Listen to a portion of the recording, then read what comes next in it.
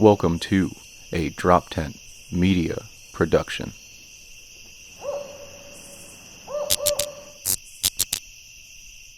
Well, we're seriously taking a break from Seriously Dad. While we're on the holiday season, we want you to enjoy a great episode that's just a culmination of our first season doing this. We're so appreciative that you've been along for the ride, and we want to just do a little highlight reel of a lot of the great things we did this season on Seriously Dad and get you ready for next season. Check it out. Seriously, Dad? Seriously Dad? Two father comedians out of Philadelphia. Seriously Dad? Dad? Seriously? Dad? Seriously? Hey everybody, how you doing? This is producer Neil Wood. I'm going to be your guide on this wrap up. We're going to kick it off with a look back at some education talk. This first one's from Noah Michaels. Great episode. Check it out. And I'll talk to you on the other side. Yeah, because Albert's talking about some things that he would like to see change. Is there a big thing that you would like to see change? Oh, in shit. your That's a great kind question. of That's it. experience? Good question, Neil. I mean, there's a lot that could be changed. Right. Acceptance is a huge one, and it's a hot topic. And unfortunately, a lot of politics make their way into education, where it's like a two-way street there, on one side, you have just teach, right? It's just teach your content area. Don't do anything else. But on the other side, it's embrace what people come with, gay, transgendered. You also have religion. You're embracing everything, color of skin, race, ethnicity.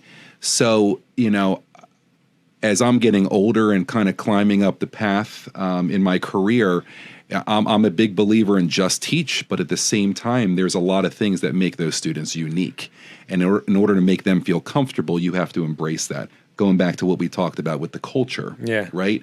So, but how much of that is taking away from the math, taking away from the science? We just talked about this same thing. I'm kind of like in the middle of it, because right down the middle of it, because I want to. You got to have a little bit of both. Yeah. Or a lot of bit of both. And that's the beautiful thing about being a counselor, is that what happens behind closed doors, just one-on-one, it allows those kids to be as authentic as possible, and they can really come out of their shell. So, I don't know, to make a change, it's hard to know, because it's very divided across the entire nation with that. So I don't really have the right answer. Too. And being a public school, that makes it even harder. I know. Because you have to be, like I was saying in the last episode, I sometimes talk about my dad living in Spain because I teach language, I teach Spanish. But in one of the episodes I had to say, but I have to use ambiguous language when I talk about my dad, why he lives in Spain and that he's married there. I never say that he's married to a guy. Right. Because I don't, and then part of me saying, oh man, I wish I could just say it. But then the other thing is, I only get 45 minutes with the kids and I need to teach the lesson. Right. That's going to whole derail the lesson, and that's all they're going to hear. Yep. They're going to go home and they're going to be, Mr. Yoder's teaching us X, Y, and Z in the classroom. Yep. And I'm just trying to talk. So you got to be very careful. I got a question. Yeah. Can a student, don't tell me too much about where you work, but can a student just say, I want to go see the counselor, and go see the counselor? Or do they need a referral? Does something need to happen? Or can they just say, I think it's a good time for me to go see the counselor, and do so? It depends. So if it's an emergency and we have a kid in crisis, or a student that might be crying, could be a relationship breakup, and that teacher has 30 kids that they're trying to teach a lesson, and it's not appropriate, especially at any level, more so secondary, for those kids to kind of just be crying in the middle of class. So that would be an emergency, and those kids can come right down to guidance. But for the most part, kids would fill out a referral form to come see us. And I love you're cracking a beer in the middle of that instruction.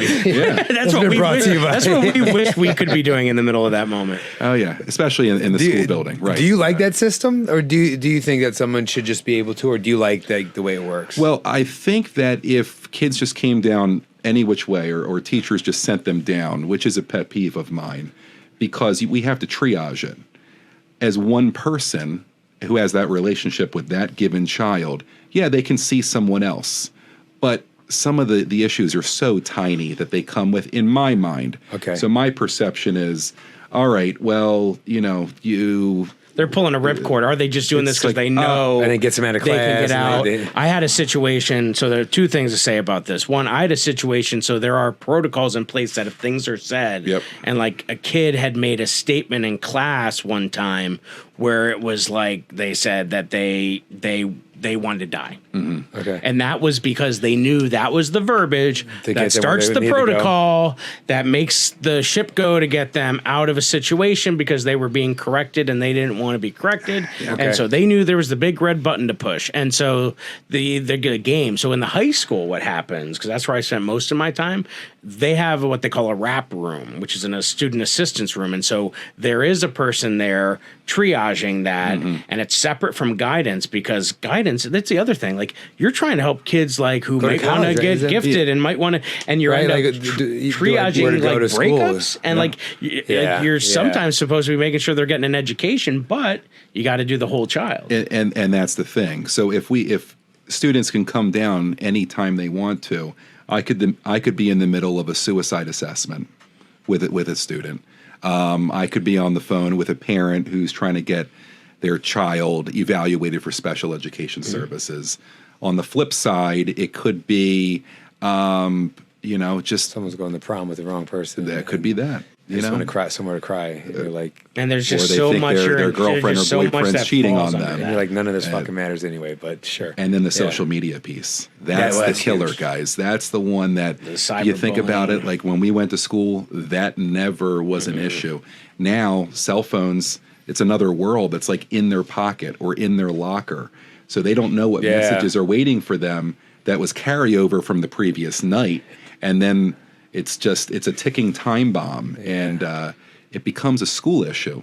Yes. Oh, And it always but spills over into the school, right? Once it spills over into the school or a message is sent within the school building, that's when it becomes a school issue.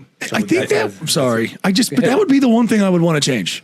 I think if I would be like, hey, schools from now on, Yep. if you are a student at a school, public school, I mean, if my country, pie in the sky dream, right? yeah. Phones are done. Like I would dead zone it. I would literally have technology be like, you can't get access. So if you have a bickering between a student, two students, they can't chat, they can't do anything between classes, they can't do that. Then they go home, they chill out, or they have, of course, we know they're going to jump on the bus on the way home or whatever. But at the very least, they've had time to chill. Do you know what I mean? Yeah, yeah. That's just my pitch. Sorry. I think eventually what will happen is it'll spill over. Like that's what anything, and it has to wait till it spills over. But the cyberbullying thing or that cyber piece is huge because it's That's like not the like realest shit avoiding. going right now. It's like not avoiding the hallway that the kid always walks down because it's a digital hallway. Like Yeah. every hallway is that hallway now. Everybody knows your business. Yeah, that's like There's probably the realest ghosting thing going, kids. right? Yeah, I would say Yeah. so. To The mess with fake the accounts. psychological Yeah, totally. well-being of a youngster Right. is And- what goes on those phones. It Because it does. messes with the grown-ups. I mean, that's the thing. I don't think most grown-ups would admit that they have a problem or even know they have a problem. But it fucks with the grown-ups. The grown-ups are acting like assholes.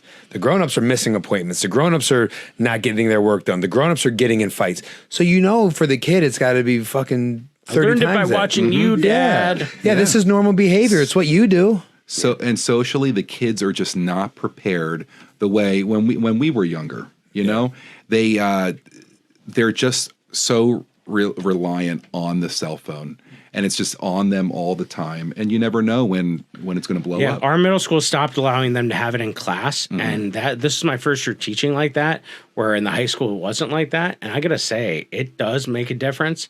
And if you're more intentional with the Chromebooks and screen down, screen up, and it makes a huge difference because in high school, like those kids, or even like before this episode, we were up there. I'm on my phone doing something. we're all you on were- our phone. You would Yeah. ask me a question, and I totally Yeah. was like checked Oh, out. human You're like, beings oh, are he's out on there. his phone because that's the same thing that's happening there. And to that point, they're seeing us do it. Yeah. It's this whole era. I think it's just got to run its course till it gets too much, and then we'll reset and we'll cleanse. But Yeah. it's so hard because then you say, oh, okay, let's make a dead zone. I saw LA once did. LA Unified School District had the pouches that were kind of like the concert pouches, but they had to be able to release them because then the concern becomes, what if there's an emergency? I mean, my mom gave me 2 quarters in case I had to Right. call on the walk home from school. But again, it's a different time. It's a different era.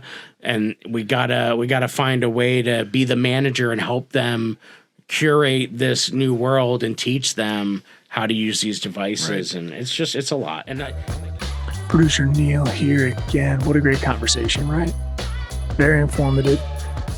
Our next one is really interesting as well. It's a look back at our episode with Steve Bickle and the impact his father had on him, talking trade school education and options for kids who are going to learn different ways and to foster that. So I hope you enjoy it.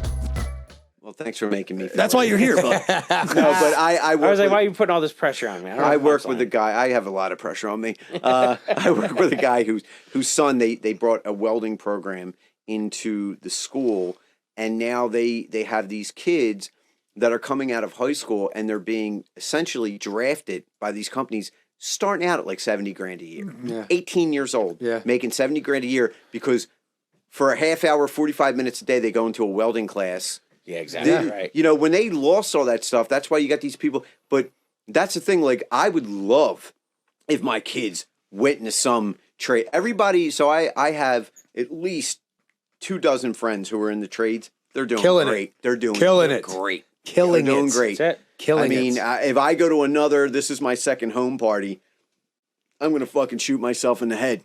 Damn. But, I mean, they're doing great. I went the college route, and it was a complete heap Oh, they of sold you a horseshit. bill of shit. Yeah, yeah. You know, it was a yeah, complete heap of horseshit that I came out in debt, couldn't find a job, and these guys were working, and back then we're making $45,000, which was great Which back was great then. They at didn't have any 19 years overhead. old. They didn't And have that. now they're all getting ready to retire. Yeah. I mean, and they can literally. I mean, they've already got 20 years in. So it's like I think that's really the wave Tech of the future. programs, yeah. Tech I programs mean, are big. like the guy I work with, his son literally has 3 companies right now that want to hire him, starting at 70,000. Yep. 18-year-old making $70,000 Yeah, my nephew. a year. We have a nephew, great yeah. campus off of our school, so the kids leave at 10 in the morning, and then the rest Right. of their day they're at the technical high school. See, when I we was used to call Votech. or Votech back in the or thing. BOCES. Oh, When I they was were all in the high dumb school- kids yet. They're When all I, the that's what I'm friggin' saying. rich kids When now. they were in Yeah, high right, school, it was like, exactly. oh, you can't read good, so you got to go. I know it's Yeah, well. guess You can't what? read well.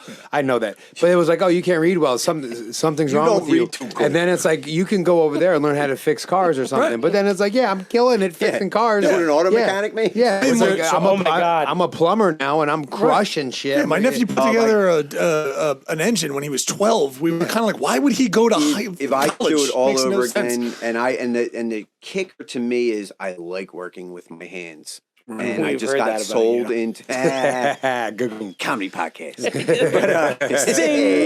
No, but I like working with my hands, and I would have loved to have done that, but I got sold on the bill at college. What? And Oh, the college. Well, you oh, talk that about going to college. Catholic school. I went to Catholic school, and they were not equipped to have special needs kids. No. We had a buddy of mine, No. Carl, who they still are not. who like wasn't like he was just.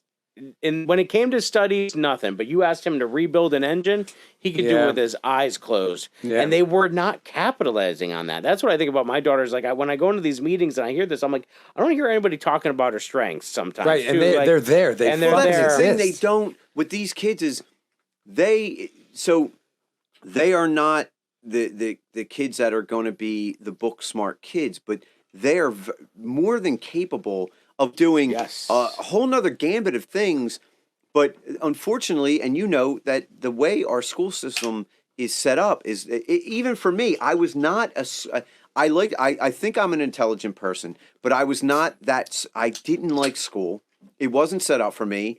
It was set up for the kids who could read these pages, memorize these things, and take that test, and they did great. Yep. And it's like, that's why guys like me what were we good at? History.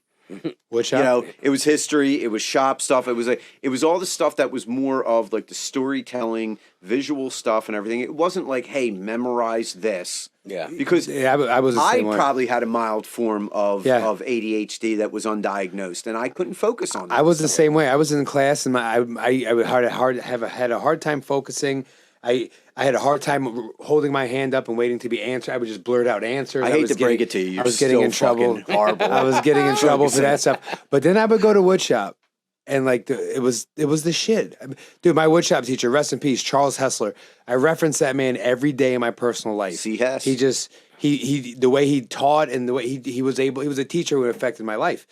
But like I could go in there and spin a lathe for and not even think I was working. You know what I mean? I was just doing something that I enjoyed, and I was on doing the bandsaw and all these things, and it was fucking great. But then it was like, so you're gonna go to 4-year degree? You're gonna get your 4-year degree, right? Yeah, and that's the thing. I mean, because it's what are like- you gonna? The whole time he's like, honestly, kid, your hands are whatever, but look at your fucking face. Get the fuck out of here. Just go Have take you your ever face thought about someplace. ads for the Poconos?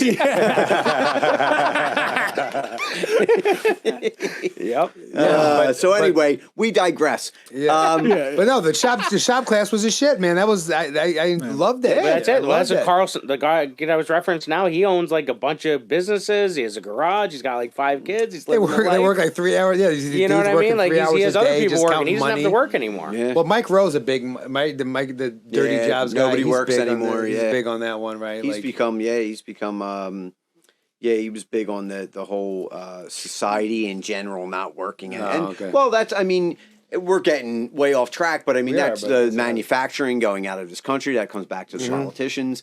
That comes, that sent all of these manufacturing jobs overseas.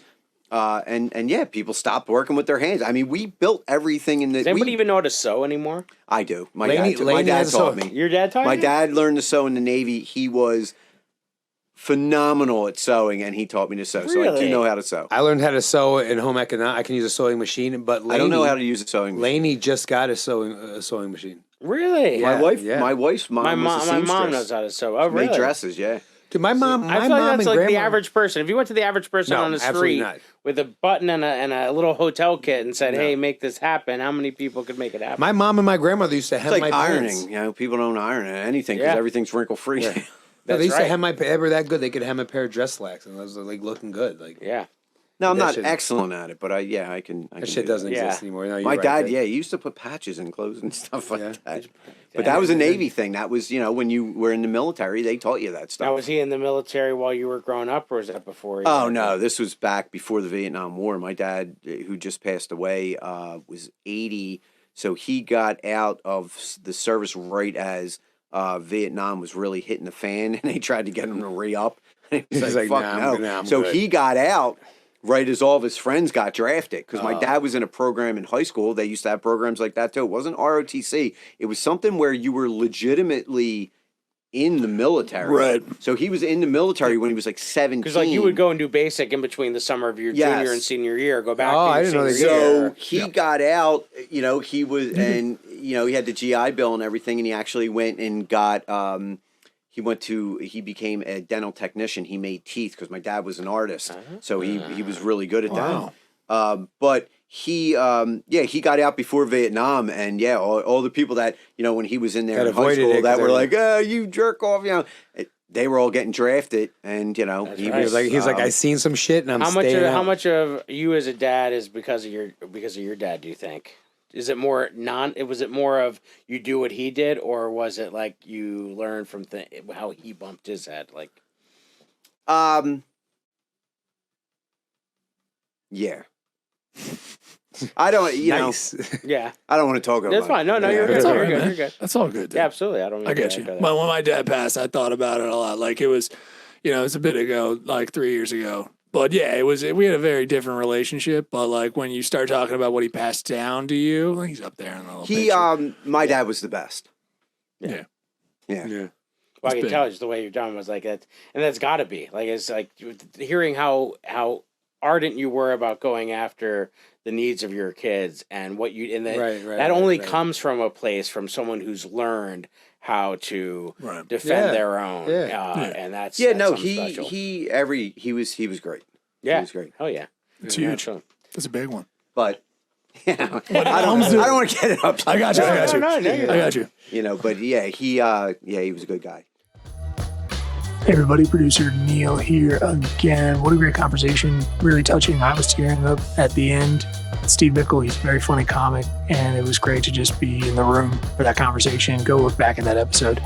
Next, we've got some funny stories from his childhood and his relationship with his father. Hope you enjoyed this glimpse back at our episode with Mark Rigodano.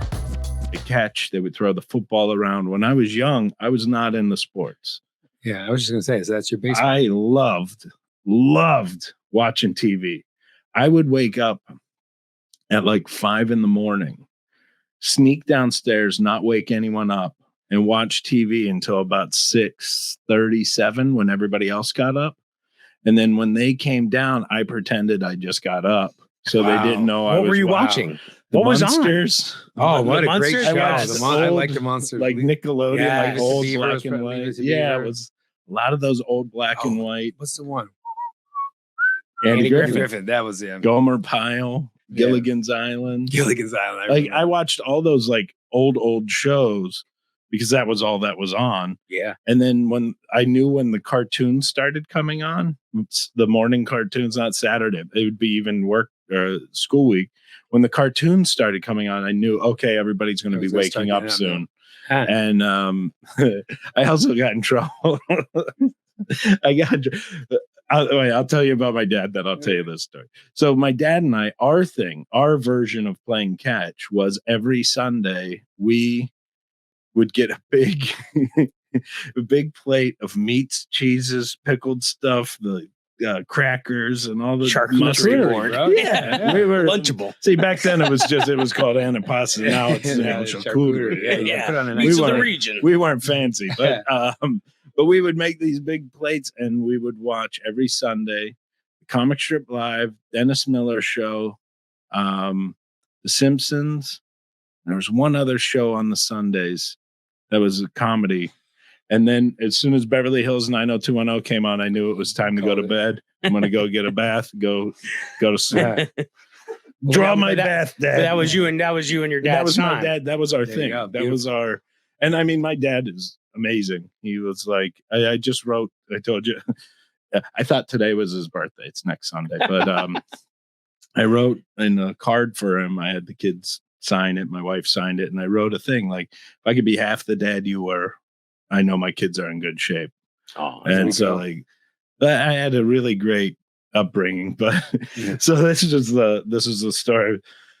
So every Saturday I would get up really early. My brother was more of like a sleep-in guy, but he would get up and he would come down and same thing, not wake my parents up. I would already be downstairs.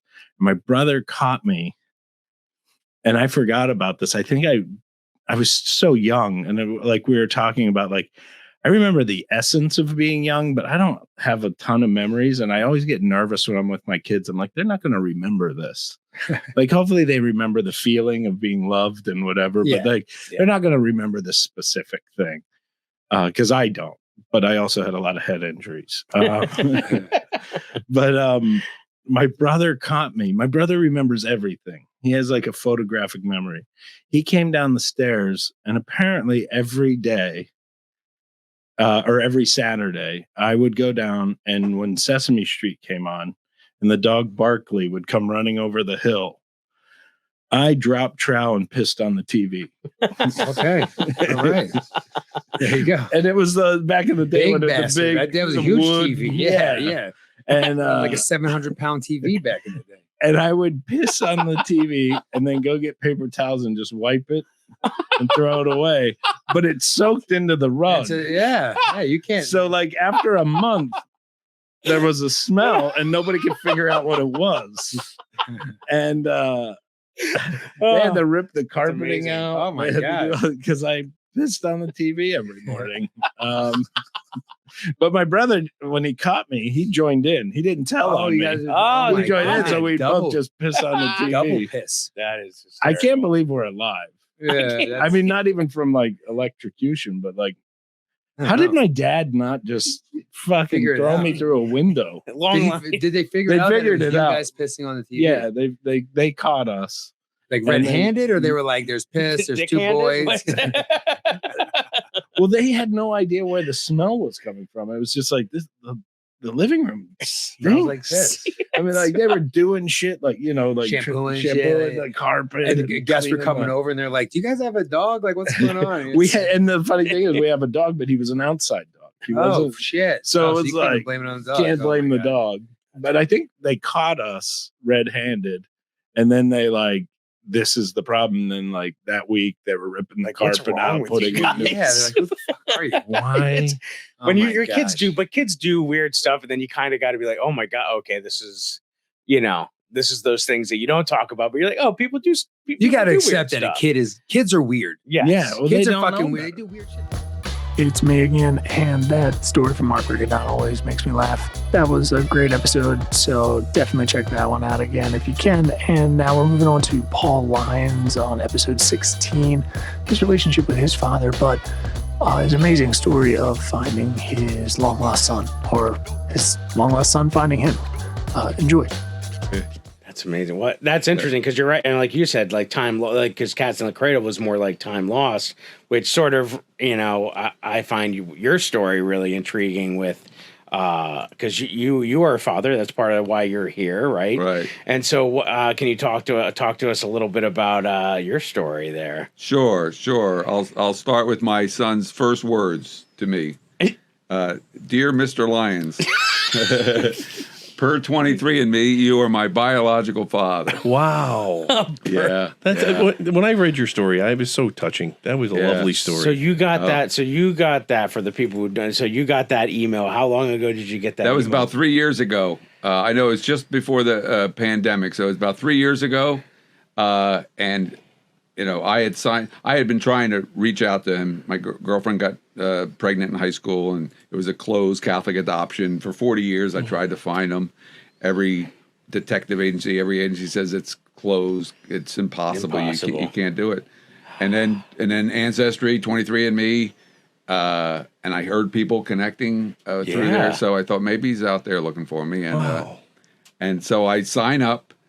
You do the swab, or what is it? Yeah. So what was and what was impossible, all of a sudden I spit into a cup and I mail it in, and boom, there's your son. He was out there looking for me, which was great. That was fantastic. So, yeah. That's and so and at that point, your dad, you would be like, "Oh, he's trying to set me up with so and so. Look who I knocked up." It was like, did your dad know that you had done that? And like, oh, he had known. He knew then, but he found out. I didn't tell him. I was never going to tell him because I thought he beat the hell out of me, and of course, in retrospect, the way he found out 2 years later, he's in a bar, and I hadn't told him, and a guy comes up to him, Mr. Johnson says, "Bill, can I talk to you for a minute?" And my dad's like, "All right." He goes, I need your help. My son got his girlfriend in the same predicament. Your son, I got the Miller girl in, and the Miller girl. it's like Chaucer. So he goes, Leave it to Beaver. And my dad's like, what are you talking about? He goes, what did you do when you find out that Paul knocked up the Miller girl? And that was the first time he's like, I'll tell you in a few minutes. Yeah. So my dad just shoved him, like just shoved him, get the hell away from me. Your dad was hitting everybody. Yeah. That's the way he handled, anything frustrating. So that's how he found out about it in the bar, and he comes home that night, and I'm home from college, and there's all this fighting in my parents' room, and you come home. I go to. Well, I was in the bedroom already, and I come to break up the fight. I'd never heard my parents fight before, and I go in there and say, what's wrong? It's all your fault. My dad's pointing to me. He's drunk as hell. What happened was he comes home. He gets frisky with my mom. She's finally had enough, and she pushes him off the bed. Get out of here. You're not. And so he goes, you're the. She goes, you're all drunk because, he had the. Yeah. He had the great life. He had his bowling. This was after his bowling night. Then he'd go drinking. He had his softball Sundays. He had the car. My mom, But anyway, she had enough, and so she throws him off the bed. He blames me for the reason he's drunk. I found out that you got the Miller girl pregnant tonight. That's how my mom finds out from him yelling. Oh, so she didn't know either. Yeah. You didn't tell. Okay, so I wondered if they were fighting because she had known and kept it from him. No, neither so they didn't know, and they're like, compliment to the Millers. They can keep their mouth shut. Yeah. They kept everything quiet. Yeah. They were on his mail route. So were you. Yeah. Wow, that's great. So now he reaches out 3 years ago. You get that email. What's going through your head when you read that sentence? I was I was on it was the last day of a cruise ship. I'm getting off, and I look at my phone. You know, it's been 2 days, and I look at my emails, and there it is, 23andMe. We've located. I think it says we've located. You like, had the to be title. shaking. Yeah. I'm like, oh. unbelievable. And I sit down, and it's like, yeah, your son is here.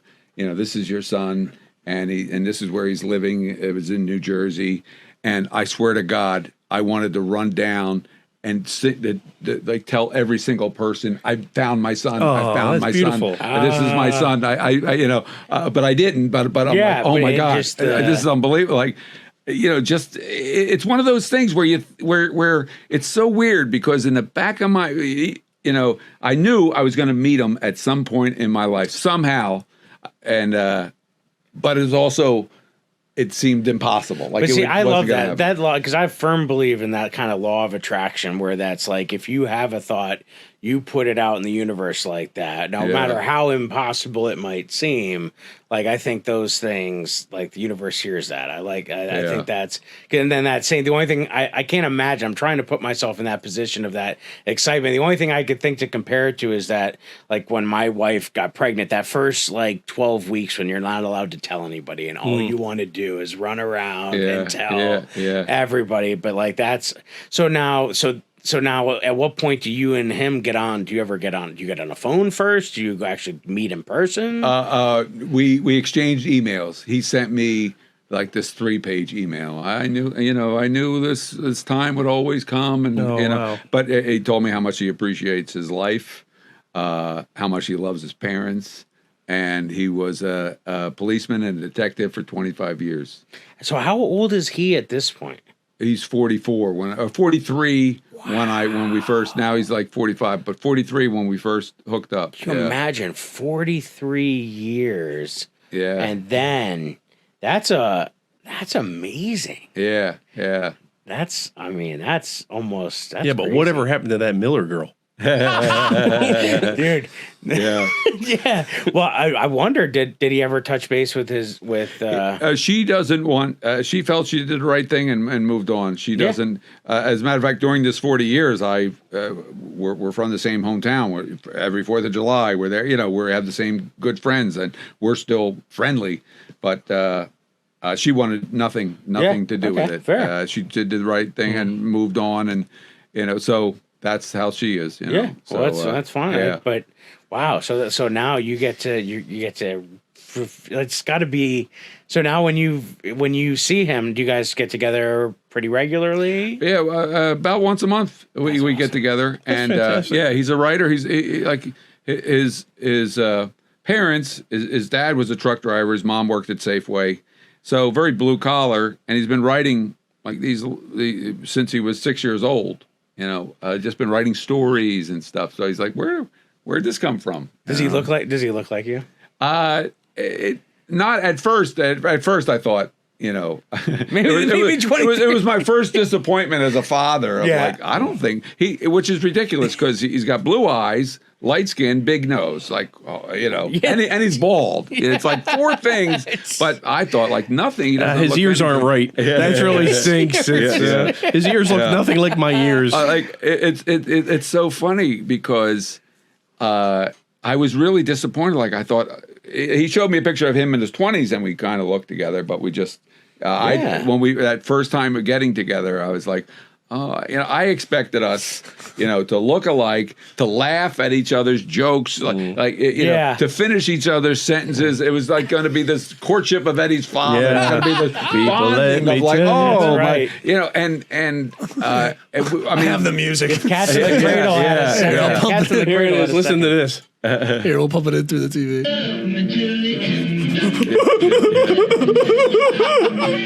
Yeah, that's where this comes from.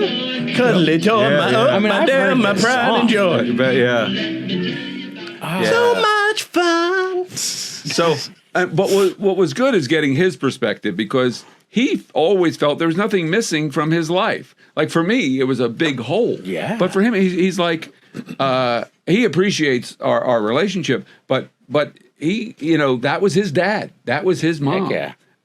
And there was nothing ever missing for him. That's wonderful. He felt. You wouldn't want that weight of burden on him that you felt.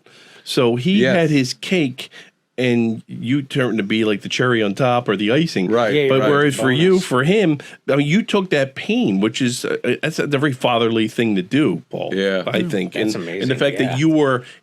My life is fantastic. Oh, and this guy, I met this guy. My life couldn't even get better. Yeah. Where for you, whatever gaping hole you had, I'm assuming, was filled by that connection, which is good. You should take the pain like that. That's Yeah. fantastic. You're a good man, That's Paul. amazing. It really is. It Yeah. is phenomenal. I mean, Again, another great episode to look back on. You also saw in there our next guest we want to highlight. It's actually Joey Callahan. Just a legend, kind of. A great guy, great father, and super funny. So enjoy this little glimpse back at Joey Callahan. then, like, because were you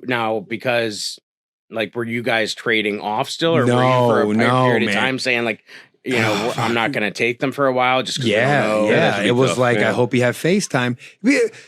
I'm very upset with how the pandemic shook out. I'll just say that.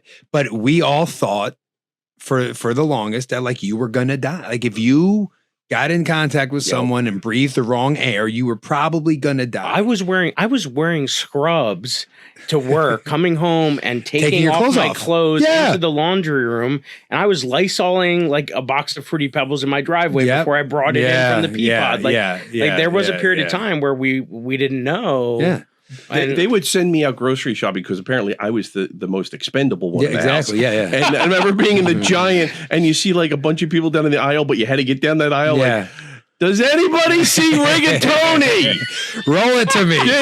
Can you just throw in a box to the end of the aisle? Yeah. No, the generic. Get the generic ones. No, I got a coupon to the left, to the left.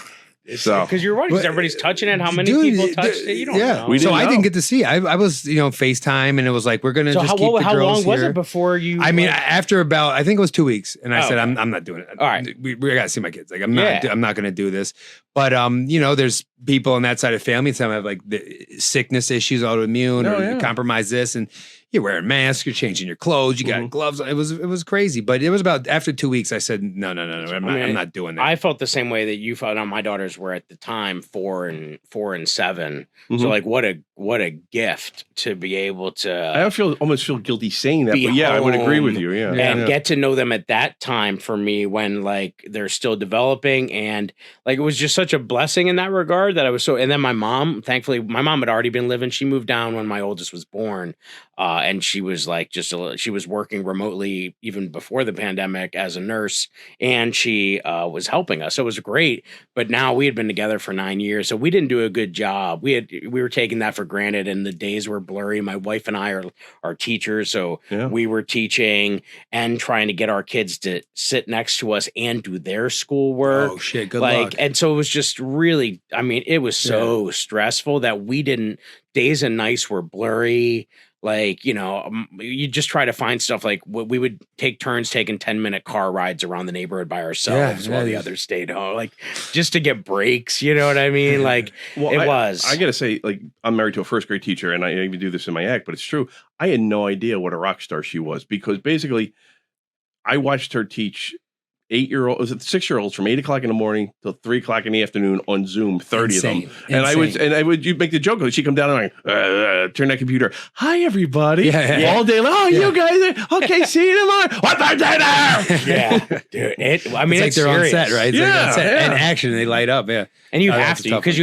you have to have that level. You have to do that show just like us. We step on stage. Oh yeah. It doesn't No matter what one we were gives a going fuck. on. Nobody No matter cares. what happened, you got to keep moving. Yeah, Like, I mean, I'm sure you've been at a point with the traveling where you're about to get on stage and you got some bout of news or something, and you're like, okay, now I got to go on. And Yeah, well, my mom died.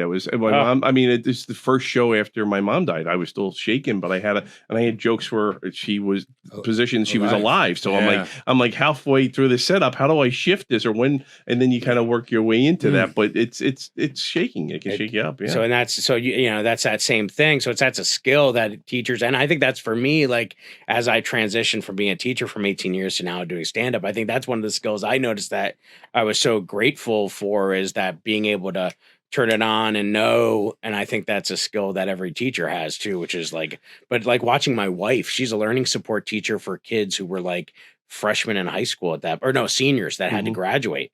And so, like, watching her go to kids' yards and like sit And, in like, the yard in a lawn wow. chair and talk to them through a screen or help get them Wow. into, because some of them, you could imagine these kids, like if they're not being told to go to school and they're not being forced. We were doing a thing when we shut down where it was like every teacher was allowed to give 2 deliverables, 2 things that had to be turned in per week. And that's all you could do. You did not, there was no class, but there was office hours that they could come pop in and visit. And that's how we wrote out sort of the end of that first part of March on. And it was very lax. And then they tried to institute a difference there. And I could just see the stress of her, the stress of me. That's why we needed to laugh more. That's why comedy became Oh, that's so crucial for us. Stressful as We had like fuck. Impractical Jokers on the TV nonstop just to kind of, break the tension of all of it. Well, you know what? That's fun. I had older girls, so we drank a lot. There's the that's got to be one of the coolest things. There's the moment. I mean, I'll be flip honest cup? with you.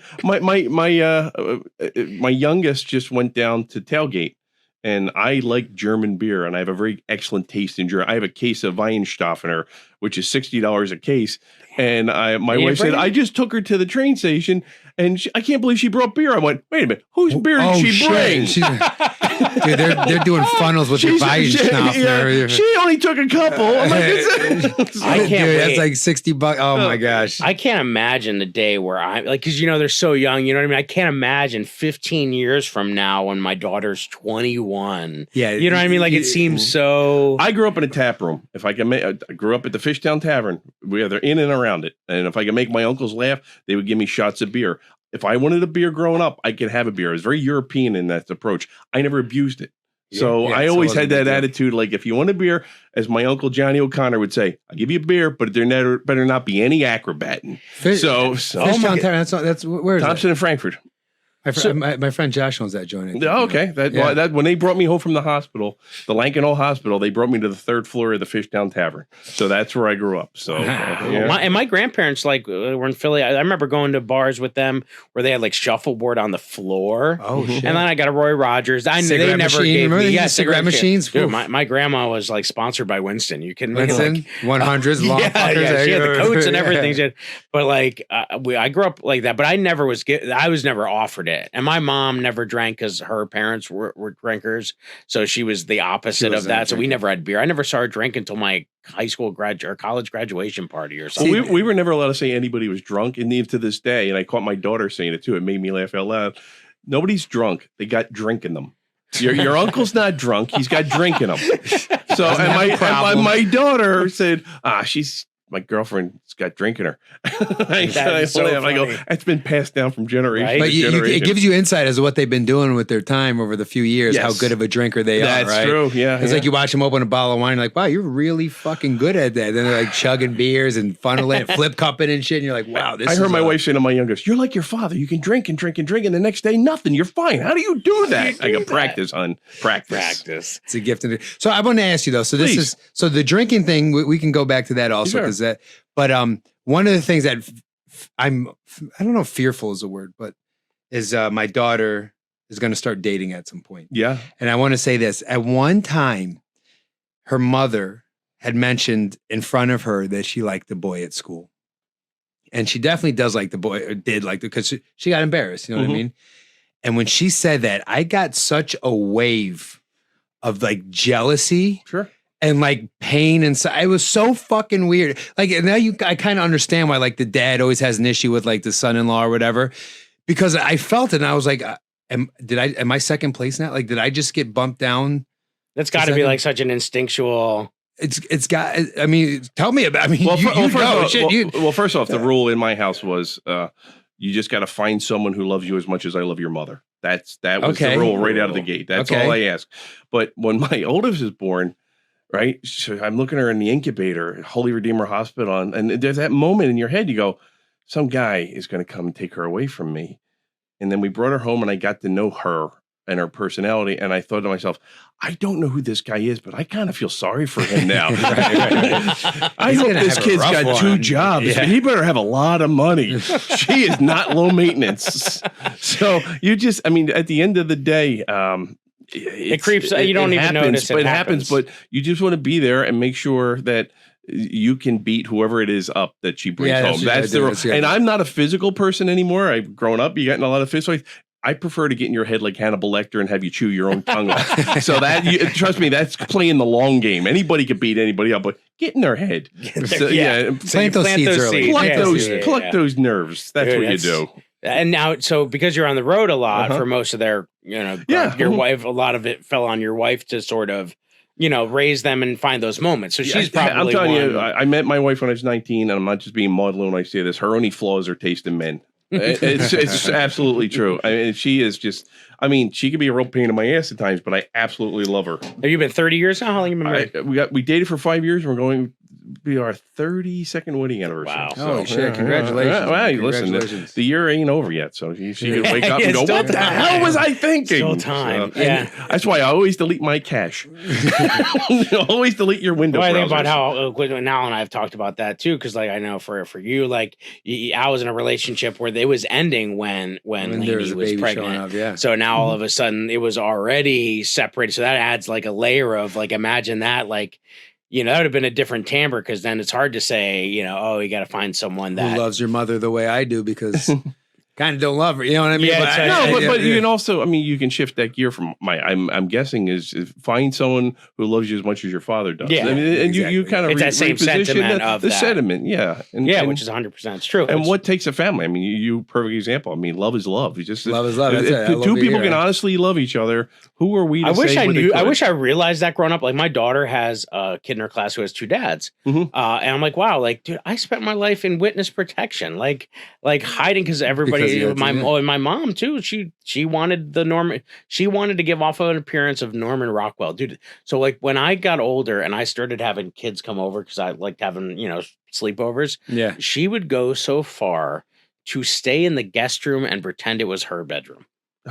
Wow. You know what I mean? But think about the Psychologically, cross your mother had to bear. That's what I'm saying. Just Like that that's pain. That's why it's like I Yeah. can never Yeah. feel like so I will never be upset about like how that like what I had to do because I'm like wow I feel terrible that she felt that she had Did to that do those fuck things. with your? Did that? well fuck I with think your what brain? the problem is I think what it did to me was give me a sense of like I had to hide I don't know if I really understood who I was. I was trying to be Wow. a chameleon and adapt to my environment so that you wouldn't look. I didn't want to have to give a doctoral thesis as to what's As to going what on the in my fuck's- house. Now, was it a conversation? Was like, now, Jay, when you have friends over, mommy's gonna be over here, and we're gonna. Make, or was it just like? I mean, I think it was sort of like an unsaid Places, thing. people, places. Yeah, let's go, let's go. They're the driveway, goddamn. Dude, the This is an birdcage. event. Dude, like Yeah, watching yeah, the yeah. birdcage for Yeah, me, yeah. like was emotional Puffy, because puffy. like there's so many things that, like I say, like when I met my wife, that was a thing. Like, at what point when I'm dating someone did they get to know that about me, or did I let that know that that wasn't my aunt through marriage because she was having a thick Australian accent, and like so there were like certain things there that they Did your mom ever express, because you've talked about this multiple times, and I kept wanting to ask, did your mom ever express like her worry was like, again, her job being affected and stuff at that time? Like, what did she ever? I think that was. I good think point. That's a there was a huge point. period You of know? time there where I think it was she didn't want a negative reflection on me, and I don't think she was comfortable being out because like that was not accepted by her parents, and she like my grandma babysat me and all of this, so I think she wanted so badly to be the best version of a daughter that her Irish Catholic mother wanted her to be. Wow. And she went so as far as to go back to school to be a nurse, which is something her mom To always fulfill the wanted dream for of the her. mother. Wow. So it's like and so there was a lot of, I think, her of trying to be that best version of what her mom had envisioned of what a daughter is. Yeah. And she was fighting her own self because she was an awesome person as she was. But I don't think that they had that chance to reconcile that. That was a great episode as well. It was awesome to have Joey Callahan in the room. They talk about COVID, parenting, and drinking, their experiences growing up. A great episode. We're going to keep it rolling with Vishnu Vega, comedian and father. Different perspective than we've had and wonderful to talk to. Enjoy. About you growing up in India, Yeah. that are you bringing into your son's life, even though he's growing up in American in the United States? Are there any things you're able to hybrid in? You're like able to keep One of the things I really liked when I was growing up, I was in India until my 10th grade, and then I moved 11th grade to US. So from 7th to 10th grade, we were allowed to like, if you don't have, we could sleep in the school. Like they have like a boarding arrangement if you want to. And my parents were in America, so I was to go to school because all my friends are there, and we would skip school and go watch movies, like in theaters, like and we'd get caught. Like we did a lot of stupid stuff, like fix each other's progress reports. So like they had like two copies. One copy comes back to school, which is signed by your parents, and then one copy stays home. And the one copy that stays home, most of our parents, like I was living with my grandparents, they're not educated because India is just coming out of independence. So schools weren't like, we're probably the first generation that was really going to like, schools, like good schools. So I would go home and show them this copy that is supposed to stay home, which is doctored. We would switch our grades and my grandparents are thinking like we did really good. And then like we would sign each other's like progress reports and return the ones like that are not doctored back to school. And this is true story. One of my friend, like all our exams are for like 25 points. And if you get it in single digits from like 9, like you get like 2 to 5, you're good. Because like single digits, we'd just put one more number next to it and we'd make it like, some of them you had to like, and basically the way it turned out is that we did it for so long, like his parents are thinking their kid is kicking ass in school. And then like in school, teachers are like, you gotta bring your parents. Like you were like so fucked up, you need to bring your parents. And then finally we were like kind of like putting it off. Like we were like, he was like, we were like coming up with excuses. That was my thing. Like my skill is to come up with excuses for my friends. Nice. They were like, yo, this is the situation. What should I tell them? Or what should I? Because in India. So you were the one dealing out what? Oh my God. Nice. That's great. Nice.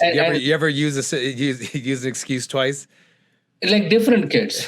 Like, it's like one friend I would like, the teachers would like, my dad had like, they'd be like, why didn't you bring your parents? Like my dad like got into an accident, like, and then you'd have like some other kid like validated, like, yeah, like I saw, like I was there, it happened, Yes. And then like they'll be like, oh, we're so sorry, like, okay, we'll do it next week. And then like, eventually one of the times his dad did show up, and the way he walked into school was like, my kid is kicking ass. Like I'm just. This is a gifted IEP. Yeah. Like show them how it's done. Like he walks. He's like ready for the scholarship. He's like, this is gonna be the best day of our lives. And then like he walks in, and all these like teachers jump on him and tell him how much of a fuck up he is. and now like they call him to the office and they were like, okay, how long you been doing this for, and who's helping? And one of the things we have is we never tell on each other. Like no matter what, like you will not tell on each other. The entire class is like, we're like 14 boys, 14 girls, and we don't tell on each other. And our principal walked in and he's like, if you don't tell us who did this, we're going to beat up all of you. And then I told my friend, like, okay, if they beat up all of us, they're only going to hit one each maybe, because they can't hit 28 kids, like beat the shit out of us. We can do it. But if one of us is caught, he's going to get the shit beat out of him. So let's just stick together. And we all stuck together. And they gave up. And they beat him. Yeah, they beat him. And the thing is, he's like they could only beat him so much because his dad is right there. And then he was going home and we were like, dude, you're going to get beat the shit out of by your dad when you go home. And we were worried for him, right? And the next day he comes back and we have this like study time. He comes back and he won't sit with us. He takes his books and goes sits far away. And he was actually like studying. And I watched him for like 10 minutes. I was bored. I go up to him. I was like, bro, what the fuck? Like, why are you over there? Like, come and sit with us. And he's like, and then I was like, did your dad beat you up that bad that you had to go study? And he was like, I wish he beat me up. Like, if he beat me up, I would be fine. But he made me sit there and lectured me about how I am the first kid in our entire family that got to go to school, and how much he's putting in to send me to school, and how me doing this is like, his entire like savings he's putting into my school, and now I can't let him down anymore. Holy shit. And like, that worked. It's like you think like beating, like he was like, if you beat the shit out of me, you'd be like, yeah, I would like. That's another thing. Like if a teacher beat you, like they would hit you like with a stick in front of the class, and then you act in front of the teacher like you're hurt, like, oh my god, it hurts, so they don't hit you. And then as soon as you turn around, you smile. Yes. The whole class sees that you don't give a shit. Yeah. Yeah, wow. And the teacher didn't know like what happened. That was like, we had all these things, But that's it. That's why the corporal punishment, that stuff isn't happening anymore, because they realize it doesn't work. It doesn't work at all. Like, and that's what you're saying with your kid and the phone. It's like, okay, if I'm taking it away because it's a distractor, and I'm teaching him like, hey, now it's time to work out. You know, you got to be you got to be a developed person. You got to have, you know, you got to have the ability to do X. Like Al's got a theory on schools about. Oh, I got theories. That's like, but it's a lot of the same thing. It's like the schedule you're giving your son of things that they should be doing instead. Like, hey, let's work out. Let's get physical first. Then once we've gotten all of that out, then let's sit down and we're in a good mindset to do our things. And then let's end the day with something creative. You know how heavy that must have been for that kid? Like that must have been a fucking like, god damn. Dad's like, I'm putting everything I have, my life savings. You're the first kid to go to school and you're fucking it up. Yeah. That must have hurt so fucking but bad. it's not just him. It's like pretty much all of us. It's a scenario for our entire class. Because like a lot of people don't understand like how bad British rule was like in India. Like most of the villages or most of the cities, they would have schools only up till 3rd grade. Because for them, they just need us to be their laborers. Damn. They didn't need us to be educated. So the schools were like 3rd grade, so where you can read and write and sign your name, so they could make you sign these contracts or whatever. So when British left, you people look at India now and they'll be like, oh, India, you guys are poor or whatever. Like they don't understand until 1947, like education was not a thing. Yeah. And then like that's why I'm kind of proud, like the progress India is able to do from 1947 till now. It's like, we're starting at a 98% undereducated population, and now we are competing in the world, Yeah. And it only, wow, that's incredible. Good story. What an amazing story from Vishnu, and how he's incorporating his upbringing and pieces of that, and then telling a story about learning the price of education, really. But amazing. We're coming into our last little spotlight here with our Mother's Day episode with Emily Epstein White from episode 17. So I hope you enjoy, and thank you so much for making season 1 awesome.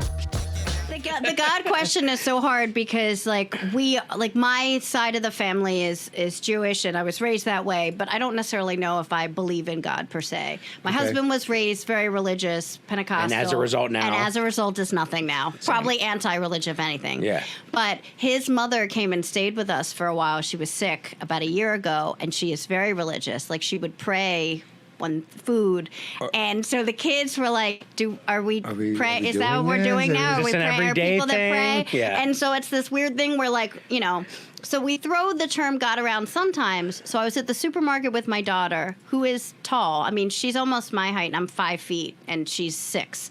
So I think maybe by 2nd grade she will be my height or taller, and I'm not even joking.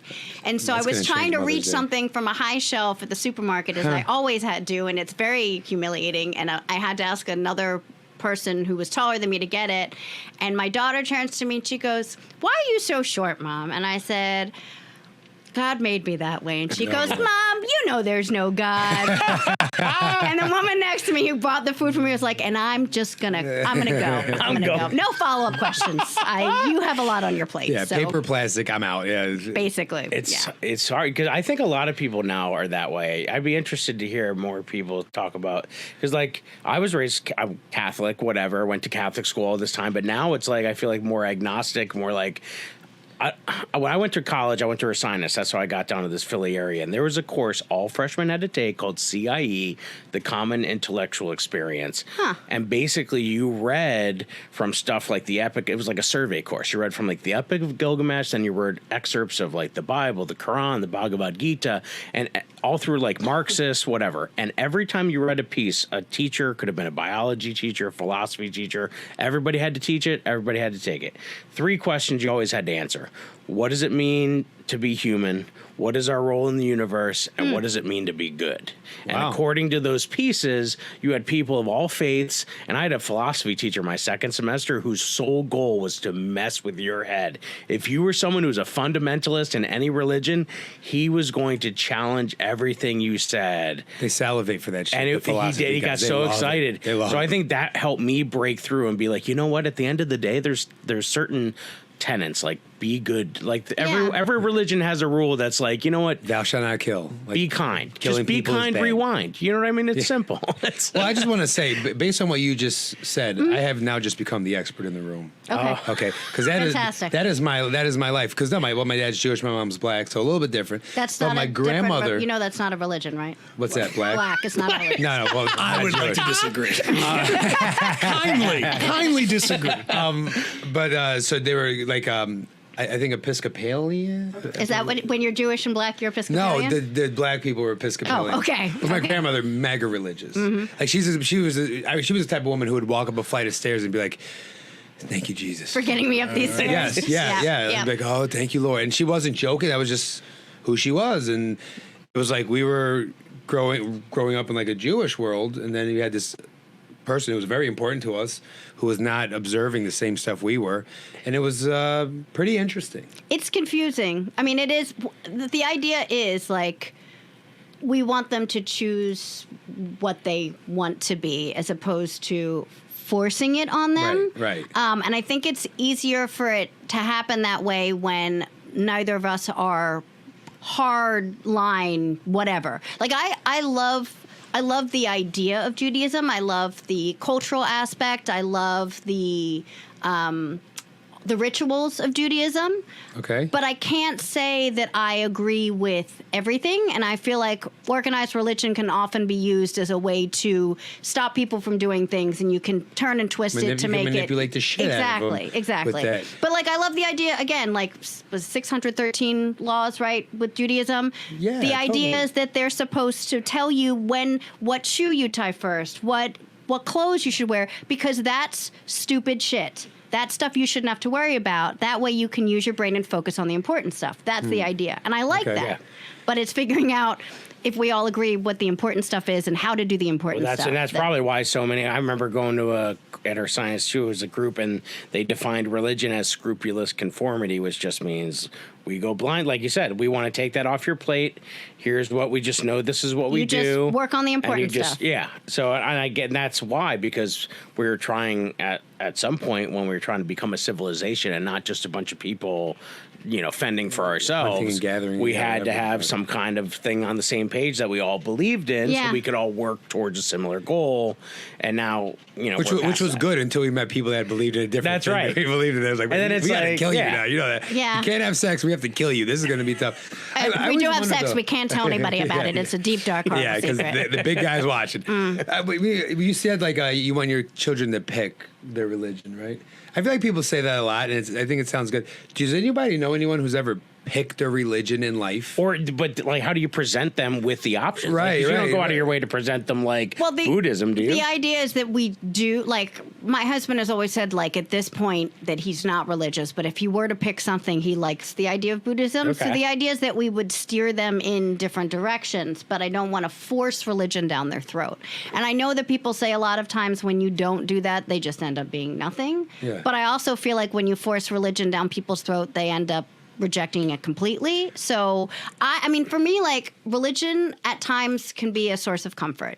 When someone passes Yes. away Yes. and that community Yes. and all of that, I love that. I think that's great.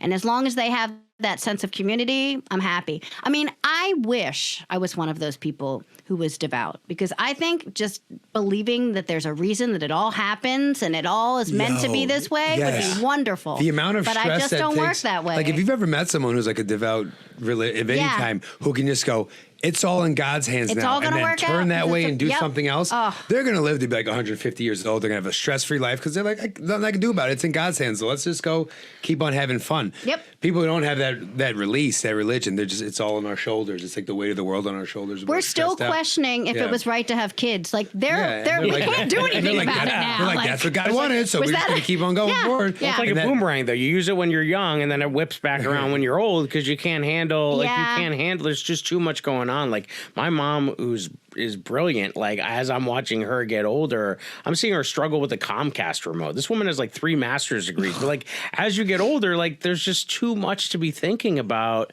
That like you need things simplified, and I think that's why religion in the beginning of your life and at the end of life is so big, because it helps answer the because that's really what religion is. It's like answering the questions that we can't with our own eyes in science. Like And it's I trying think to it's fill the in community gaps. aspect too. I think having Yeah. like-minded people around you to co-sign what you're thinking and saying Yeah. and feeling, that is a good. But it can also be like the detrimental portion of it too. True. Like Absolutely. If you, I know the term like a gossiping church lady. You ever hear someone say something like that? Yeah. Because you get in those things and it does get very gossipy, clicky, and like, oh, that person is this and they're over there. Very And you don't really judgy. like them. Yeah, and it's like, so we came here for this camaraderie and these people to be on our team in the name of the Lord or Hashem or whatever you're into, and then you've turned into this person who's like very exclusive and doesn't mesh well with those people and all that stuff. Well, that's right. They're not doing religion for religion's sake. It's like the women at this Girl Scout thing. They weren't doing it so that their daughters right. could be Girl Scouts and learn about get the the 3,000 science. patches, They yeah. did it because it was like they another. feel like they're supposed to. They feel like they're They're supposed to. checking the boxes and doing what they need I feel to like do. and I also feel like religion. It's kind of like diabetes. Like skips a generation. Not that I've noticed. No, diabetes skips a generation, doesn't it? I don't think so. You very. I feel like. I think diabetes skips it. Let's Google it. I think diabetes skips it. I don't think they're witches' curses, no. But I'll take a look. I think double toil and I think that like people who have very religious parents, they usually are not very religious, but then they may raise their kids to be religious. I feel like it very seldom does it go religious, like all the way down. I don't know. I feel like it goes. Sometimes it goes religious, never again. You know, I mean, It it's probably it's, ebbs and flows. Well, it's funny because like we talked about like my parents for the longest time. They both were gay. I think they knew their whole lives, but they weren't allowed to. So they both tried to go to the seminary. Like before they met each other, they both separately went into the seminary. man. And then they were like, this isn't working. Then they went to a Jesuit university, which is where they met. And they're like, all right, let's try to play house. Let's be each other's beard. And then It'll we're be like, fun. oh, wait, yeah. And then wait a second.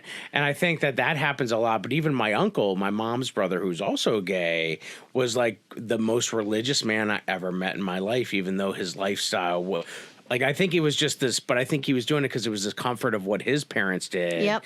And so we just want to hold on to things. I think that's why things are passed down a lot of times. It's not even like, oh, you're so devout, but it's like there's comfort, there's I'm doing what I'm ritual, supposed to there's be all of that doing. stuff that you remember from your childhood, and you want to pass that down to your kids and whatever. Yeah. Now, do your kids ever go to either of your parents and go with them to whatever services they go to? We've done services, like they've gone with my parents to synagogue before, and What do they think? They got to think that's well, kinda wild it's shit. the kids' service, and So they're also kind of separate. my daughter loves challah, so she thinks it's great. I think most people once they get their first taste of challah. Now, have they Chala's also pretty went good. with your husband's parents at all ever? My mother-in-law is in Brooklyn, so we don't get to see her as much. I mean, yeah. I think she's taken my daughter to Easter services like once, but it's not been. Okay. So it's not as much on both sides. Again, I think the difference is too, like I am more religious than my husband and my family is here. So we do a lot of that stuff. That makes sense. So it's not like he's reinforcing the religious side because he doesn't care. Yeah. So, it's a fun but little. when they go to synagogue and or church, are they like? It's just just Googling the genetics of diabetes right now. Yeah. Right. Sometimes, you guys were talking. It was turns great. out I'm right. But, I just remember okay. this. No, not at all. No, I mean, it's got nothing. Again, you have two, the type 1 and type 2. Type 1 is you have red risk. Jesus Christ, Albert. I love it. Yeah. This is also this is from generation. So I know because your multiple nana generations. told you it skipped a generation doesn't make it true, dude. I know multiple generations of people that have it, so I feel like You are at risk for type 1 and type 2. Just be careful and get checked by a doctor. So Right, when they out. are we sponsored by the American Diabetes? Yes, we are now. Yep. When I guess what I'm saying is when they go to like church, it's in English, right? There's the songs have a different cadence, a different energy. It's different. It's a different experience. When they go to synagogue, it's probably mostly There is some Hebrew, Hebrew. and most people are mumbling through that because let's keep it real, Jews. You don't know what the fuck you're saying. No, we know them. Trust me, we know the prayers. We just don't know what they mean. Yeah, but we know them. So, but I think and are they like, what the fuck? But again, they're children's services. The idea is to try and make it accessible to children so they understand why. They're My doing daughters what have they're always doing. loved it when they've gone either with my mom or my wife's parents. Actually, my wife's parents had donated the land that the church is on. So like my mother-in-law was the church secretary. All right. And it was brethren. Shit. Church land money. I know Okay. it was brethren. Yeah, that sounds like a fucking TV And it was show. Right? brethren. Like I don't know if you know much about brethren. It's a step up from like Mennonite, but it's but it's so they don't make their own clothing and things like that. But very strong adherence to the Bible. Not much frills in terms of like the service or the church itself. In terms of your back Almost history, Amish like. Yeah. So is it close to? It's close. Like her, Okay. some of her, like her one uncle is more Mennonite, where they make their own clothes and do some of that. So it's a little bit more traditional. So they adhere more to the scripture than all the extras. But the girls go and they have a great time. They go with my mom. Like they're gonna gain experience. They're gonna meet people. It's the community. So like for me, I'm more than happy for them to go and experience the different styles of religion and whatever, because I think that I want them to know that it's there. Whatever gives you comfort, know, and doesn't make you a piece of shit human being That's is good. It's usually good good. stuff. That's usually a good That's equation. Good stuff. That's the branding that I would So put on let it. me ask you this: what would you do, right? If you're your kid, let's say your kid's like 14, he has his bar mitzvah, which are they probably won't have bar mitzvahs. We'll see. Here's the thing: we're in an area where there are a lot of Jews, so I wonder if they're going to be like, "That looks fun," and I'll be like, Yeah. "Well, it's work." So they made a lot of money off that birthday yeah, party. but you do. I mean, you gotta gotta learn some fucking read things ancient and do Hebrew some and do speeches. shit. Yeah, it's yeah, crazy. no, it's not for nothing. But let's just say hypothetically, your son, he gets his bar mitzvah. He's hanging around the rabbi in the synagogue, and he's into it. Next thing you know, it's Friday night, 5:00, and he's like, "Hey, we can't turn off or on any lights in the house because we're Jewish, and I'm taking it." How would you react to that? I'll be like, that is totally fine. I have a show. So I'm going to leave before sundown just to make sure I don't offend you, and Godspeed. So you'd be like, "You can do your thing." Well, I mean, Mama's gonna do her thing. Listen, I became a vegetarian when I was like 14, Which and is almost like a religion. it is, yeah. And it was annoying to the people. I mean, I don't think I was too proselytizing about it, but my parents didn't stop me from doing it. They were just like, that's cool. Because I wasn't like, I'm not going to eat it if there's a chicken on the table. I was just like, all right, I won't eat that. So, I mean, I feel like you got to let kids figure their Let 'em stuff out. explore. Yeah. And as long as they're not hurting anybody or themselves, like, figure it out. Take your time. Thank you for listening to the Dads, for once. Give these daddies a break. And maybe follow, subscribe, like, and comment to the Dads on Instagram and YouTube at Seriously Dad Pod. Rate and review Seriously Dad Podcast on Spotify, iTunes, Amazon Music, and everywhere you get your podcasts. Seriously, Dad? How you doing? This is Neil Wood from the Cult of Us podcast, speaking on behalf of Drop 10 Media Network, the network you're currently listening to. Make sure to check out all the other podcasts on the network. You can go to drop10.com to check them all out. Make sure to like, subscribe on everything that you see Drop 10 on. We appreciate it. Go to drop10.com now.